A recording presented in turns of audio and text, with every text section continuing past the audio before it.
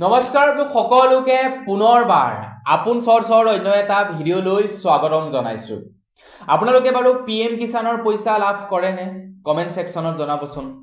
আপুনি যদি এজন খেতিয়ক তাৰ পাছতো যদি আপোনালোকে পিএম কিষাণৰ ধন লাভ নকৰে তেন্তে শীঘ্ৰেই আপোনালোকে পিএম কিষাণৰ বাবে আবেদন কৰক। কিয়নো নতুনকৈ নিয়ম চেঞ্জ কৰিছে এতিয়া কেন্দ্ৰ চৰকাৰৰ ফালৰ পৰা।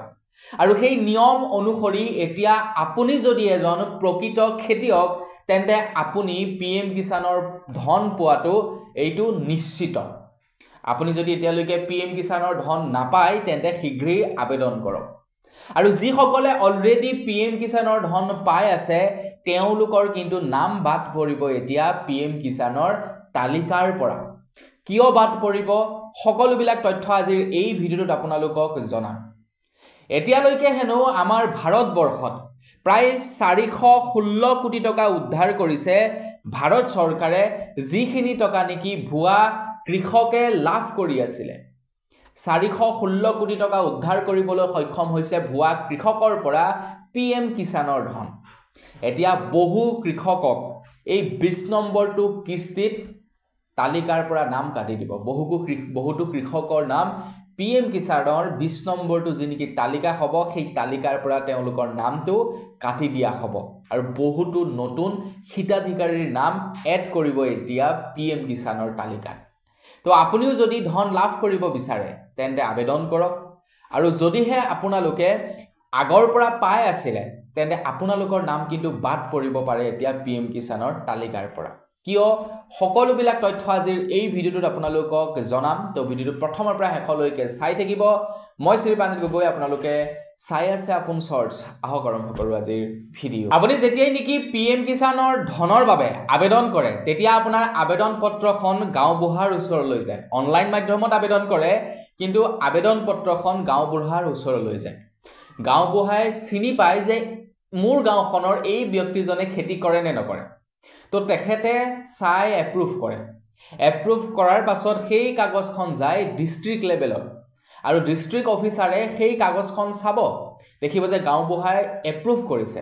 তাৰ পাছতো তেখেতৰ কিবা ভুল ত্ৰুটি আছে নেকি, কিছুমান নীতি নিয়ম উলংঘা কৰিছে নেকি, বা চৰকাৰে যি নেকি নিয়ম বান্ধি দিছে কৃষকৰ পইচা পাবৰ কাৰণে সেই নিয়ম অনুসৰি তেওঁলোক এলিজিবল হয় নে নহয় সেইবিলাক চায়। আৰু তাৰ চোৱাৰ পাছত তেওঁলোকে এপ্ৰুভ কৰি দিয়ে আৰু পৰৱৰ্তী পৰ্যায়ত যেতিয়া নেকি আগন্তুক কিস্তিটো আহিব সেই কিস্তিটো তেখেতৰ একাউণ্টত সোমাই পৰিব। পিএম কিষাণৰ ধনৰ বাবে আবেদন কৰিবৰ কাৰণে এতিয়া একেবাৰে সহজ।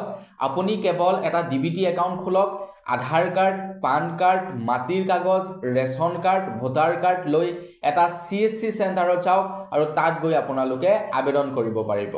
আৰু আপুনি যদি এজন প্ৰকৃত খেতিয়ক তেন্তে আপোনালোকক ৰিজেক্ট কেতিয়াও কৰিব নোৱাৰে, এপ্ৰুভ কৰিবই। আগতে বহুতো প্ৰকৃত কৃষকে ধন পাই আছিলে কিন্তু তেওঁলোকৰ নাম কাটি দিয়া হ'ল লিষ্টৰ পৰা, কিয়নো তেওঁলোকৰ প্ৰপাৰ ডকুমেণ্ট পাতি নাছিলে। আৰু যাৰ পাছত নেকি এতিয়া সেইসকল খেতিয়কে ধন লাভ কৰা নাই, তেওঁলোকৰ KYC ফেইল হৈ আছে। তো তেওঁলোকেও লাভ কৰিব পাৰে যদিহে তেওঁলোকে এতিয়া নতুনকৈ এটা নিয়ম কৰিছে, সেই নিয়ম অনুসৰি তেওঁলোকে ৰেজিষ্ট্ৰেশ্যন কৰে। এতিয়া কেন্দ্ৰ চৰকাৰৰ ফালৰ পৰা নতুনকৈ নিয়ম বনাইছে ফাৰ্মাৰ ID বনাবৰ কাৰণে। আৰু এই যি নেকি ফাৰ্মাৰ ID বনাইছে এই ফাৰ্মাৰ IDটো কিন্তু এটা বিৰাট টিক্স লগাই দিছে। ফাৰ্মাৰ IDটোত এটা বিৰাটেই টিক্স লগাই দিছে আৰু সেই টিক্স অনুসৰি এতিয়া পূৰ্বতে পাই থকা বহুতো মানুহৰ নাম এতিয়া পিএম কিষাণৰ ধনৰ তালিকাৰ পৰা বাদ পৰিব। কেনেকৈ সেই সম্পৰ্কে আজিৰ এই ভিডিঅ'টোত জনাই আছোঁ। এতিয়া নতুন নিয়ম অনুসৰি কি কৰিছে, যিসকল লোকে নেকি পিএম কিষাণৰ ধন অলৰেডি পাই আছে তেওঁলোকে এতিয়া ফাৰ্মাৰ ID বনাওঁতে তেওঁলোকৰ খেতি মাটিৰ ডাক নম্বৰ আৰু পাটা নম্বৰ দিব লাগিব। এতিয়া আপুনি যেনিবা এজন খেতিয়ক, তো আপোনাৰতো নিশ্চয় মাটি বাৰী থাকিব। তো আপুনি আপোনাৰ মাটিৰ ডাক নম্বৰ আৰু পাটা নম্বৰ দিব লাগিব।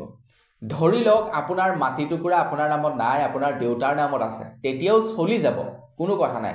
কিন্তু কথাটো হৈ গ'ল কি সেই মাটি টুকুৰা অৰিজিনেলি খেতি মাটি হ'ব লাগিব। মানে ডকুমেণ্টত আপোনালোকৰ মাটি টুকুৰা খেতি মাটি বুলি লিখা থাকিব লাগিব। সেই মাটি টুকুৰা যদি বাৰী মাটি বুলি লিখা আছে তেনেহ'লে আপোনালোকে কিন্তু পিএম কিষাণৰ ধন নাপাব।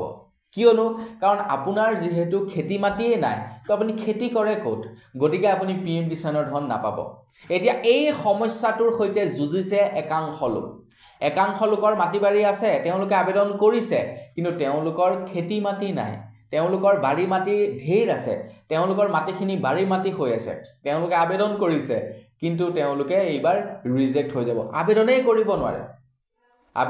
কৰিব নোৱাৰে এতিয়া যদিহে খেতি মাটি নাথাকে যদিহে তেওঁলোকৰ নামত নাথাকে তেতিয়া আবেদন কৰিব পাৰিব আৰু তেওঁলোকৰ আবেদন পত্ৰখন এপ্ৰুভ হয় নে ৰিজেক্ট হয় সেইটো সম্পূৰ্ণ ডিপেন্ড কৰিব আপোনাৰ সেয়া অফিচাৰজনৰ ওপৰত কিন্তু যদিহে আপোনালোকৰ খেতি মাটি নাথাকে তেন্তে আপুনি আবেদনেই কৰিব নোৱাৰে লগ আপোনালোকৰ ৰিজেক্ট হৈ যাব আপোনালোকে ফাৰ্মাৰ আইডি বনাবই নোৱাৰে আৰু যিসকলে ফাৰ্মাৰ আইডি বনাব নোৱাৰে তেওঁলোকে PM কিষাণৰ ধন পোৱাটো আশা বাদ দি দিও কিয় কাৰণ খেতি মাটি নথকা সকলক কেলে পইচা দিব খেতিৰ কাৰণেহে PM কিষাণৰ ধন দিয়ে খেতি নথকা সকলক কেলে দিব এইটো এটা নতুনকৈ এতিয়া নিয়ম কৰি দিছে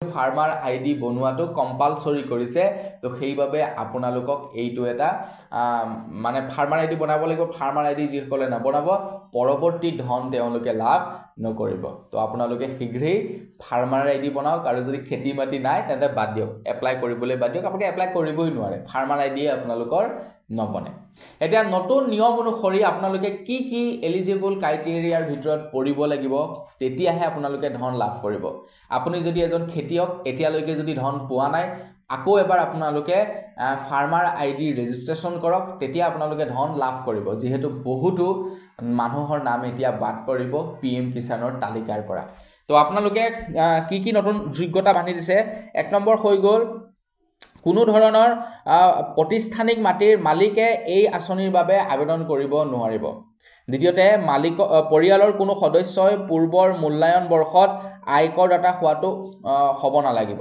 মানে ইনকম টেক্স যদি কোনোবাই পে কৰিছে আপোনালোকৰ ফেমিলিত তেওঁলোকে এই ধন নাপাব চিকিৎসক অভিযন্তা উকিল চাৰ্টাৰ্ড একাউণ্ট তেওঁলোকে কোনো পেছাদাৰী ব্যক্তিসকলে এই আঁচনিৰ ধন নাপাব লোকসভা ৰাজ্যসভা ৰাজ্যিক বিধানসভা পৰিষদ পৌৰ নিগমৰ মেয়ৰ জিলা পঞ্চায়তৰ অধ্যক্ষ প্ৰাক্তন আৰু বৰ্তমানৰ সদস্যসকলেও এই আঁচনিৰ পৰা বাদ পৰিব যদি আপোনালোকে পঞ্চায়তৰ যিকোনো সদস্য হয় তেতিয়া আপোনালোকে এই আঁচনিৰ ধন নাপাব মাহিলি 10,000 টকা বা তাতকৈ অধিক পেনশন তথা অৱসৰপ্ৰাপ্ত সকলেও এই আঁচনিৰ ধন নাপাব বুলি জনাইছে আপোনাৰ ফেমিলিটো যদি 10,000 টকাতকৈ বেছি পেনশন পায় কোনোবাই তেওঁলোকৰ ফেমিলিও এই আঁচনিৰ বাবে আবেদন কৰিব নোৱাৰিব এতিয়া নতুনকৈ হিতাধিকাৰীৰ যোগ্যতাৰ তালিকা বনাই দিছে পুৰণি যিসকল হিতাধিকাৰী আছিল বহুতৰ নাম বাদ পৰিব নতুন বহু হিতাধিকাৰীয়ে এইবাৰ ধন লাভ কৰিব তো শীঘ্ৰেই আপোনালোকে আবেদন কৰক আৰু আপোনালোকে যদি ফাৰ্মাৰ আইডি বনোৱা নাই তেন্তে ফাৰ্মাৰ আইডিও বনাই লওক তো বন্ধু-বান্ধৱীসকল বস আজিৰ ভিডিঅ'ত জনাবলগীয়া খবৰ ইমানটোৱে আছিল খবৰটো জানি কেনে পালে কমেন্ট কৰি জনাব যদি ভাল লাগিলে লাইক এটা কৰিব চেনেল যদি সাবস্ক্ৰাইব কৰা নাই সাবস্ক্ৰাইবটো কৰি ল'ব পুনৰ এটা লগ পোৱাৰ খালি বিদায় মাগিছো ধন্যবাদ জয়